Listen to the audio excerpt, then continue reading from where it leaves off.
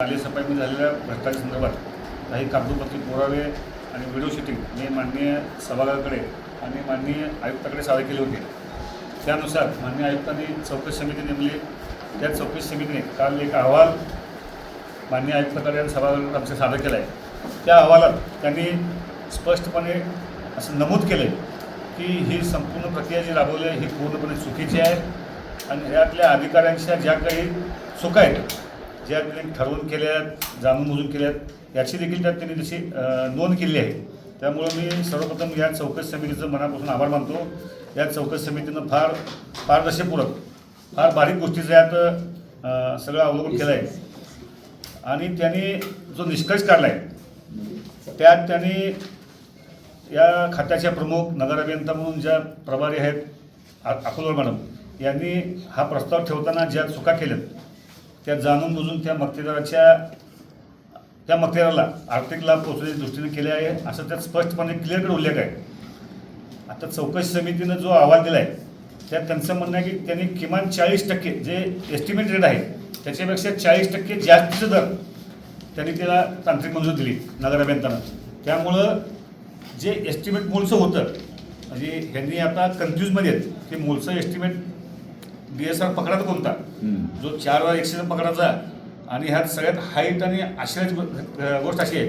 विभागीय कार्यालय क्रमांक 100 विभागीय अधिकारी हिबारी मॅडमने एक प्रस्ताव दिला आणि त्यात त्यांचा जो दर आहे तो मला वाटतं 2600 रुपयाच्या आसपास दर त्यांनी दिला आहे. म्हणजे कुठल्याही विभागीय अधिकाऱ्याला आपण जी नालेसफाई करतो ती कोणत्या दरानं करतोय याची कुणालाही कल्पना नाही. त्या सगळ्या विभागीय अधिकाऱ्यांनी चौकशी समितीला सांगितलं की हे आम्हाला याची कल्पना आमच्या खाते प्रमुखाने आम्हाला दिली नाही. आम्हाला फक्त काम करून घ्या म्हणून आम्ही काम करून घेतलं, पण ते काम करून घेताना या रेटनं करून घ्यायचं आहे याची आम्हाला कल्पना नव्हती.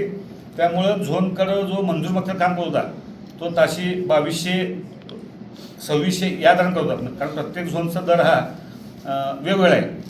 त्यामुळं मिनिमम जरी पकडलं 2600 पासून ते 3100 रुपये तासाला त्या मक्तेदाराने काम करणं अपेक्षित होतं. पण माननीय नगर अभियंत्यांनी यात एक अक्षम चूक अशी केली आहे की आपले जे मूळचे मक्तेदार होते मंजूर मक्तेदार त्यांचा दर आणि जे तुम्ही बाजारभावातून काही कोटेशन मागवले ते दर आणि तुम्ही जे टेंडर काढून जे रेट मागवले या सगळ्या दरांचं एक तक्ता करणं गरजेचं होतं, जेणेकरून तुम्ही याला जेव्हा तांत्रिक मंजुरी देता तेव्हा सन्मान्य आयुक्ताकडे त्याची मंजुरी घेताना की हे दर पूर्वी होते ह्या दरानं आता टेंडर आले त्यामुळे यातलं कोणत्या दराला मान्यता द्यावी याची त्यांनी आयुक्ताकडे या सगळ्याची कागदावर तक्ता करून माहिती देणं आवश्यक होतं. पण त्यांनी जाणून बुजून या गोष्टीकडे दुर्लक्ष केलं आहे असा देखील ठपका ह्यात ठेवला आहे. आणि सगळ्यात महत्त्वाचं विभागीय अधिकाऱ्यांनी जे सगळ्यांनी स्पष्ट केले सांगितलं की आम्हाला या दरासंबंधात काही माहीत नाही. त्यामुळे सगळ्या विभागीय अधिकाऱ्यांनी नगर अभियंत्यावर ढकलले, नगर अभियंत्यांनी खालच्या अधिकाऱ्यावर ढकलले, हे सगळे ढकलाढकली केले आहेत त्या अहवालात. त्यामुळं चौकशी समितीने जो अहवाल दिला आहे तो सुस्पष्ट आहे. आणि ह्यातलं सगळ्यात धक्कादायक आणि आश्चर्यबाब ही आहे जी बिले अदा झाली आहेत ती बिले जास्ती जी गेली आहेत याबाबत चौकशी समिती त्याचा आकडा निश्चित करू शकत नाही. त्यामुळं ही बिले परत नगर अभियंता खात्याचे नियंत्रण अधिकारी संदीप कारंजे साहेब यांच्याकडून पुन्हा सादर केली जावी आणि याचा निश्चित आकडा किती आहे त्याचं त्या अनुषंगानं तो आपला भविष्यात समोर येईल. माझा आज दावा आहे अकोलकर मॅडमनी चौकशी समितीकडं अथवा महानगरपालिकेच्या मागच्या सभेत जे सांगितलं आम्हाला की यात एकही रुपयाचं बिल जादा अदा झालं नाही हे त्यांनी 20 जुलैच्या सर्वसाधारण सभेत सांगितलं. पण त्यांनी 23 जूनला माननीय आयुक्ताकडे एक प्रस्ताव सादर केला. त्या प्रस्तावावर त्यांच्यापासून ते आयुक्तापर्यंत सगळ्यांची मंजुरी घेतली आणि त्यात त्यांनी कबूल केलं की आमच्याकडून हे 83 लाखाचं बिल जादाचे गेले आणि ते बिल त्या मक्तेदाराकडून वसूल करण्यासाठी आदेश मागितले. सन्मान्य आयुक्तांनी त्याला आदेश दिले.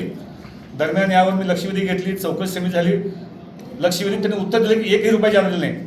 आणि ज्यावेळेस चौकशी समितीसमोर त्या गेल्या चौकशी समिती त्यांना विचारलं की तुम्ही असा एक प्रस्ताव ठेवला होता की 83 लाखाचं बिल जादा गेलं आहे आणि दुसरीकडे तुम्ही सभागृहात या संबंधी म्हणता की एकही रुपया जादा बिल गेलं नाही, यावर तुमचं स्पष्टीकरण काय? तर यावर नगर अभियंत्यांनी दिलं उत्तर हे फार हास्यास्पद आहे. त्यांचं म्हणणं आहे की ते नजर चुकीने जादा गेलं होतं. 90 लाख रुपयाचं बिल नजर चुकीने जातं यावर कोणी विश्वास ठेवेल का हा साधा सरळ प्रश्न आहे. त्यामुळे नगर अभियंत्यांनी ठरवून माझं स्पष्ट म्हणणं अजून त्यांच्याप्रमाणे जर 90 लाख असेल तर माझा अजून बी आता कारंजे साहेबाकडे हा पूर्ण विषय जाणार आहे. कारंजे साहेब याची निश्चितपणे याची चौकशी करतील आणि माझा दावा आहे की किमान 1.5 कोटी रुपयाचं अजून 1.5 कोटी रुपये किमान हे जास्तीचे गेले ते वसूल झाले पाहिजे. कारण हे सगळे पैसे सोलापूरच्या जनतेनं कर रूपाने महापालिकेच्या तिजोरीत भरला आहे. त्यामुळं या पैशाची जी संगनमत करून अधिकारी मक्तेदार यांनी जो अपहार केला आहे, माझा शब्द अजूनही कायम आहे, अपहार केला आहे. आणि चौकशी समितीचा अहवाल आला आहे. माननीय आयुक्त साहेबांना माझी विनंती आहे, साहेब ही चौकशी समितीचा अहवाल आला आहे. आता तुम्ही याची जी पुढची प्रोसेस आहे त्यांना नोटिसा बजावणं, त्यांच्याकडून त्यांचं म्हणणं घेणं, पण दरम्यान तुम्ही यांच्यावर फौजदारी दाखल करा. हे धाडस मान्य आयुक्तांनी दाखवावं. हे धाडस आयुक्तांनी दाखवलं तरच भविष्यात कोणताही अधिकारी कर्मचारी अशा प्रकारचं इतकं मोठं भ्रष्टाचार करणं धाडस करणार नाही. त्यामुळे माझी अपेक्षा आयुक्ताकडून की आता या अहवालावर आपण कारवाई करावी. जसं मागच्या एका अहवालावर आला आपण लगेच कारवाई केलं, तसंच कारवाई यात देखील होणं अपेक्षित आहे. आणि आयुक्त ती करतील असं मी आता तरी समजून घेतो. आहे चौकशी समितीचा अहवाल आला आहे, ठीक आहे. आयुक्त साहेब म्हणतात की त्यांचं म्हणणं घेऊन त्यावर आम्ही पुढील कारवाई करू. पण माझं आज पण म्हणणं आहे की आयुक्त साहेब आता तर अहवाल आला आहे, दरम्यान आता तर किमान त्या पदावरचा त्यांचा पदभार काढा आणि परत चौकशी अजून तुम्हाला वाटते ना यांची विभागीय चौकशी करा किंवा त्यांना ह्याच्या विरोधात पुढे जायचं असेल तर त्यांना अपील करायला संधी द्या. त्यांना त्यांचा न्याय मागण्याचा अधिकार आहे, तो आपण मी हिरावून घेणार नाही. पण ह्याची पूर्ण चौकशी होईल पण त्यांना त्या पदावर बसू नका, या मागणीवर मी आधी ठाम आहे.